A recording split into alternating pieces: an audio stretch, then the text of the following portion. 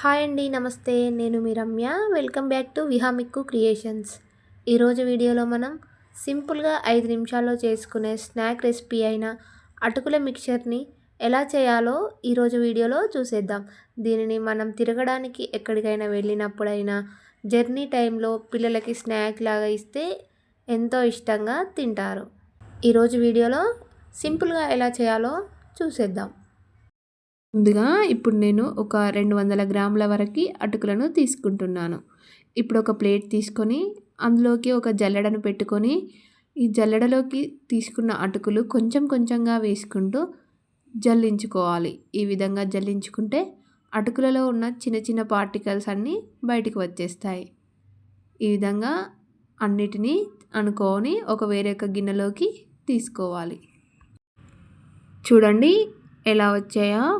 ఇదే విధంగా అన్ని అటుకులను అనుకొని ఒక గిన్నెలోకి వేసుకోవాలి. ఈ విధంగా అనుకుంటే చిన్న చిన్న డస్ట్ ఏమైనా పార్టికల్స్ ఉంటే అన్నీ బయటికి వచ్చేస్తాయి. ఇప్పుడు ఒక కడాయి తీసుకొని స్టవ్ మీద పెట్టి హీట్ అయ్యాక ఇందులోకి ముందుగా జల్లించుకున్న అటుకులను వేసుకొని ఒక 2-3 నిమిషాలు మంచిగా డ్రై రోస్ట్ చేసుకోవాలి. ఇక్కడ నేను గట్టి అటుకులను యూజ్ చేస్తున్నానండి. మీ దగ్గర అవైలబుల్గా ఉంటే పేపర్ అటుకులను తీసుకుంటే అటుకుల మిక్చర్ అనేది ఇంకా టేస్టీగా ఉంటుంది. వీటిని ఒక 2-3 నిమిషాలు సిమ్లోనే పెట్టుకొని మంచిగా డ్రై రోస్ట్ చేసుకోవాలి. చూడండి ఈ విధంగా మంచిగా డ్రై రోస్ట్ చేసుకొని చూపిస్తున్న విధంగా ఇట్లా చేత్తో అంటే 2 వక్కలుగా అవుతున్నప్పుడు స్టవ్ ఆఫ్ చేసుకొని వేరొక గిన్నెలోకి వేసుకోవాలి. ఇప్పుడు ఇదే కడాయిలో ఒక 2 టేబుల్ స్పూన్ల ఆయిల్ వేసుకొని ఆయిల్ మంచిగా హీట్ అయ్యాక ఒక కప్పు వరకు పల్లీలను వేసుకొని మంచిగా వేయించుకోవాలి. ఇందులోకి పల్లీలు అనేవి కొంచెం ఎక్కువగా ఉంటేనే బాగుంటుంది. చూడండి పల్లీలు ఈ విధంగా దూరగా ఫ్రై అయ్యాక ఇందులోకి ఒక పావు కప్పు వరకు పుట్నాల పప్పుని వేసుకోవాలి. వీటిని కూడా మంచిగా కలుపుకుంటూ ఫ్రై చేసుకోవాలి. ఈ విధంగా దూరగా ఫ్రై అయ్యాక ఇందులోకి 1/2 టేబుల్ స్పూన్ ఆవాలను వేసుకోవాలి. అలాగే ఒక 1 టేబుల్ స్పూన్ వరకు జీలకర్రని కూడా వేసుకొని అంతా కలిసేలా కలుపుకుంటూ మంచిగా ఫ్రై చేసుకోవాలి.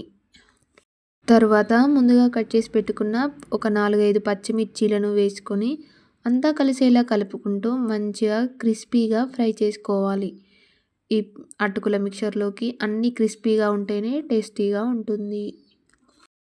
పచ్చిమిర్చి ఈ విధంగా ఫ్రై అయ్యాక ఇందులోకి కచ్చా పచ్చాగా దంచి పెట్టుకున్న 4-5 వెల్లుల్లి రెబ్బలను వేసుకోవాలి. వెల్లుల్లి రెబ్బలు మంచి ఫ్లేవర్ని టేస్ట్ని ఇస్తుంది. అలాగే ఒక రెమ్మ కరివేపాకులను కూడా వేసుకొని అంతా కలిసేలా ఓసారి కలుపుకుంటూ మంచిగా వేయించుకోవాలి.